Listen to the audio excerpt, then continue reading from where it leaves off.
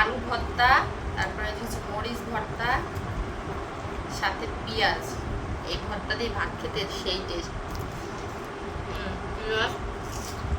এই গরমে পান্তা ভাত খাওয়ার মজাই আলাদা, পেট ঠান্ডা আর খেতেও কিন্তু ভালোই লাগে। আজকে আমি পান্তা ভাতটা কিভাবে রেডি করলাম চলো তোমাদের সাথে শেয়ার করি।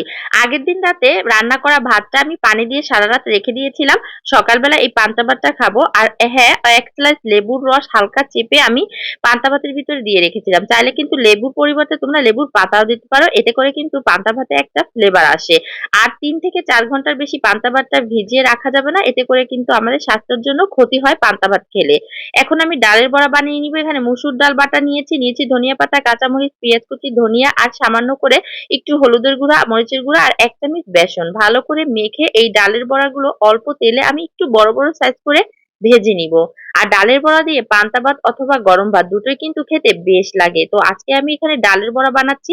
আমার শাশুড়ি মায়ের কথা খুব মনে পড়ছিল, সেই ডালের বড়াটা খুব বেশি পছন্দ করতো। আমি 1 বাস বড়া ভেজে উঠিয়ে নিয়েছি, আরো 1 বাস ঠিক একইভাবে ভেজে নিয়েছি। ওই কড়াইতে আরো কিছুটা তেল দিয়ে শুকনো মরিচ ভেজে নিব। আর শুকনো মরিচ গুলো উঠিয়ে ওই প্যানের মধ্যে আমি ভেজে নিব কিছুটা পেঁয়াজ। পেঁয়াজটাকে আমি বেশি ভাজবো না, জাস্ট একটু হালকা ভাজবো। যারা কাঁচা পেঁয়াজ খেতে পারে না তারা কিন্তু এভাবে ভেজে নিতে পারো। একটা ডিম পেঁয়াজ মরিচ দিয়ে ফেটিয়ে ভালো করে ভেজে নিয়েছি উল্টিয়ে পাল্টিয়ে। গ্যাসের পরিমাণটা একটু কম ছিল তাই আমি একটু সাদা সাদা করে ডিমটা ভেজে নিয়েছি। এবার এই ভর্তাগুলো মেখে নিব। এজন্য শুকনো মরিচ লবণ দিয়ে ভালো করে ডলে নিতে হবে। আর সাথে যে পেঁয়াজটা ভেজে নিয়েছিলাম এটাও মেখে নিব। ওই পেঁয়াজ মরিচের ভর্তাটা পান্তা ভাত দিয়ে খেতে যে এত মজা হয় এটা বলে বোঝানো যাবে না। এখন আমি ভালো করে মেখে এখান থেকে কিছুটা পেঁয়াজ মরিচের ভর্তা উঠিয়ে এই ভর্তার মধ্যে আমি আলু ভর্তা করে নিব। আলুটা আমি আগে সিদ্ধ করে নিয়েছিলাম, এবার শুধু মেখে ভর্তা করে নিতে হবে। একটু সরিষার তেলও দিয়ে দিব, কারণ ভর্তার মধ্যে সরিষার তেল দিলে আলাদা একটা ফ্লেভার অ্যাড হয়। এখন আলুর ভর্তাগুলোকে আমি একটু ছোট ছোট দলা করে নিয়েছি।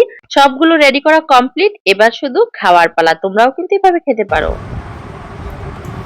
তো পান্তা ভাত সাথে হচ্ছে এই যে ডালের বড়া, আর এখানে আছে যে ডিম ভাজি, আলু ভর্তা আর পেঁয়াজ মরিচ ভর্তা, আর এই যে এখানে আছে কাঁচা মরিচ আর হচ্ছে পেঁয়াজ। তো আজকে আমরা হচ্ছে পান্তা ভাতের আয়োজন করেছিলাম, আর পান্তা ভাতটা কিন্তু এই যে আগেই রেডি করে নিয়েছি। এখানে হচ্ছে পানি দিয়ে আগের দিন রাতের ভাতটা আমি ভিজিয়ে রাখছিলাম সেইটা। তো আজকে আমরা হচ্ছে এইটাই খাবো।